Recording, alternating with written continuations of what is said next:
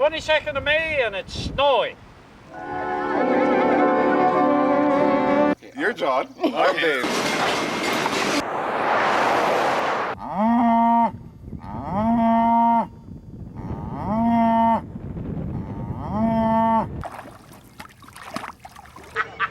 Muhammad Ali. He's got a heart made of yellow barley straw.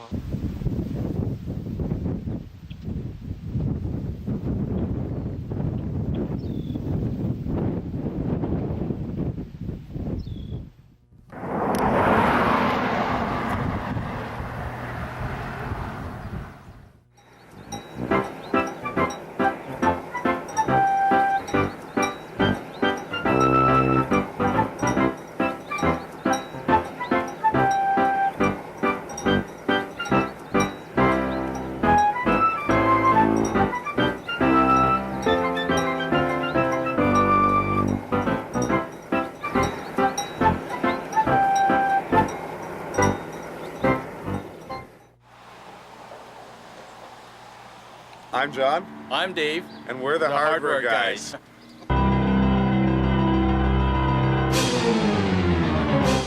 Old 60s cars, anything fast, anything old is, I think everybody admires those. Mm-hmm. Anything that I'd like to drive on a day-to-day basis would be anything big, anything four-wheel drive. On a day-to-day basis, the thing I really like to drive is the forklift.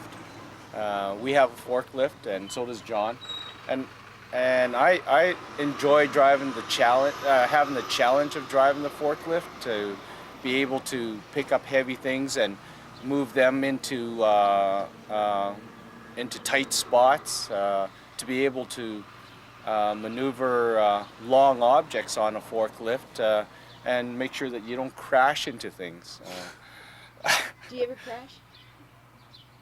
I've had some close calls. What about you, John? Have you? I'm fairly new on the forklift after we just got ours this year, and I haven't crashed it yet.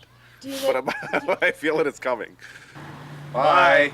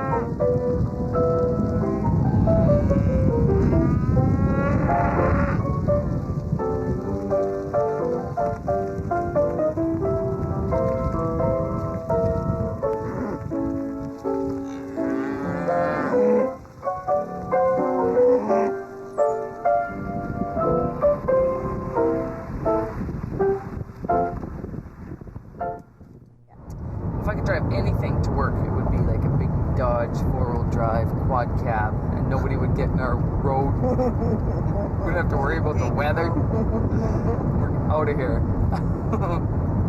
I like to drive one of those machines with a big roller on the front of it.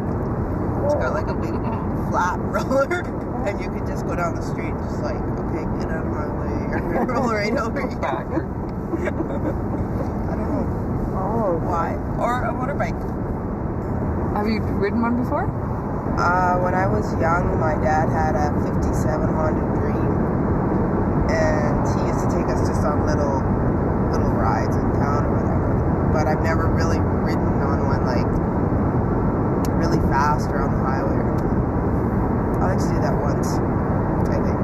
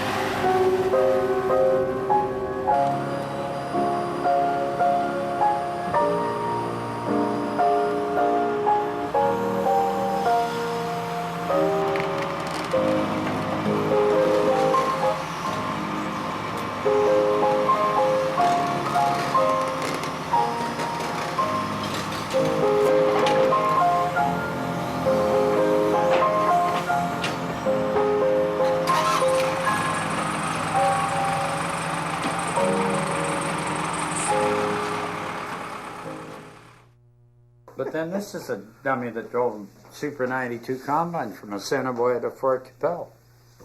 Wouldn't hire a truck. Drove it. It's the only way you could get it here, wouldn't it? That's right. How fast did it go? 21 miles an hour. Is that average or Oh, top they speed? wouldn't I'll go tell you 21 miles an hour. Downhill. The 92 Massey Super 92 sure would. You couldn't hold it on the road at 20 Oh, miles. she was bouncy. 180 miles from Assiniboia to Fort Capel. I made her in one day. 20 miles an hour, 9 hours. Making that right-hand turn in Moose Jaw must have been tough. Well, I didn't go through Moose Jaw. There was a road that went across south of Moose Jaw there. And it's it goes pretty near over to Belle Plaine. And I went across that and then came up at Belle Plaine. Then I hit Trans-Canada Highway. Took the bypass, I hope. I got down Turn right on 13th Avenue. And they all over Trans-Canada Highway till I got to the Belgony turnoff. And I went down towards to Edenwald, where that old Edenwald was. Yeah. And then I came across there, came down through Fort Capel here. That's off the old road. I got that old concrete bridge you used to have. Oh, there. yeah. Header wouldn't go through it. So I had to go up, back, cross over to Lebret, and come down that Lebret one, and then got up to the farm. But I was here. I left at 5:30 in the morning, I think, or something like that. I was here around 6 o'clock.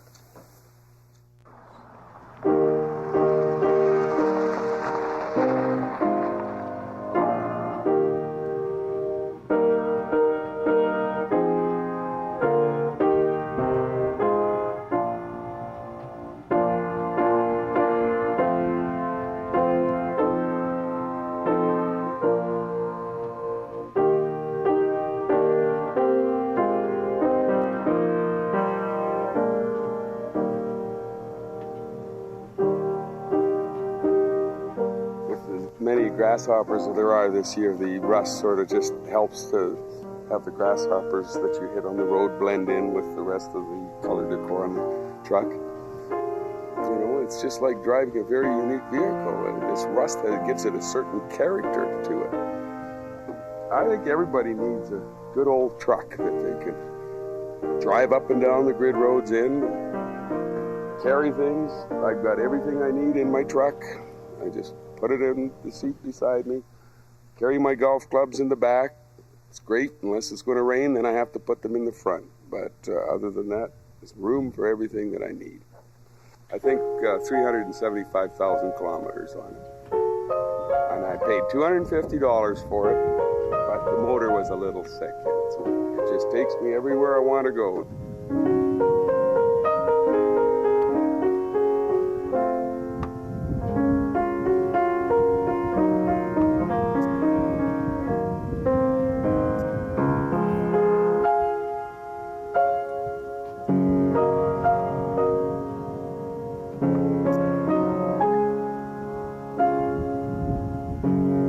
It doesn't have quite the luster that the original finish would have, but it's a nice sort of sky blue color. I quite enjoy it.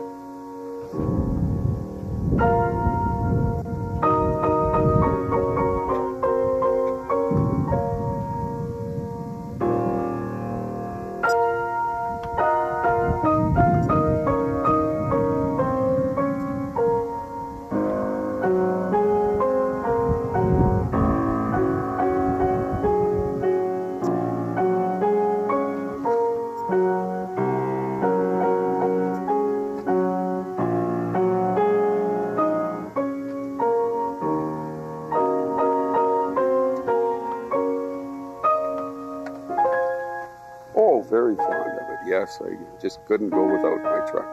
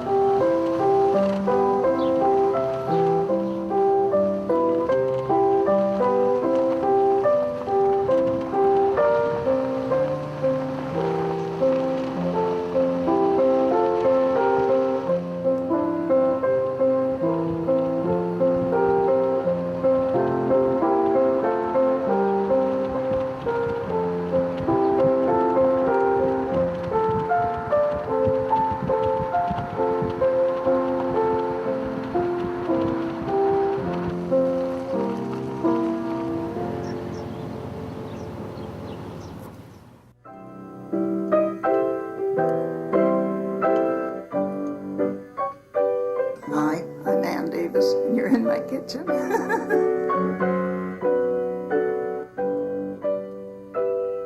Well, I don't use mixes or things like that. It's from scratch, and it's with what you usually have in your cupboard at home, or if you grow a garden or have access to fruit. You tend not to buy anything you can avoid buying? Well, I really don't buy much in the way of, like, I never buy ready baking, except buns possibly, because I can't mix the yeast myself. But no, I make jam and jelly and relishes and pickles. I've always made them because I've grown the veggies and things. And the same with fruit and sauces. And the juice, I make almond juice too. Why do we bother to do these things right from scratch? It's probably a big part of our heritage. We grew up using and making use of everything that was available, and it wasn't costly. You didn't have money enough to go and do all these things. You didn't buy jam in a jar or a tin. You made it. You picked wild gooseberries and raspberries and currants and saskatoons and choke cherries, and everybody seemed to have rhubarb. And that was a good thing. Okay, bye for this time. We'll see you again. That's it for today.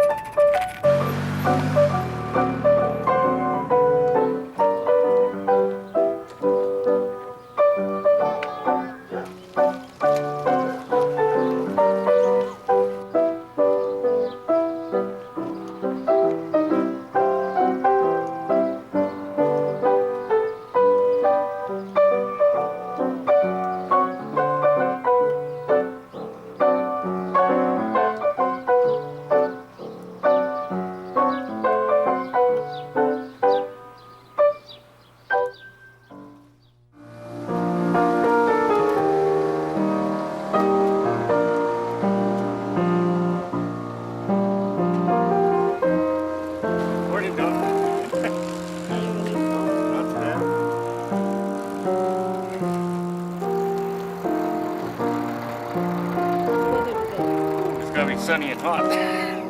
You can feel the heat now.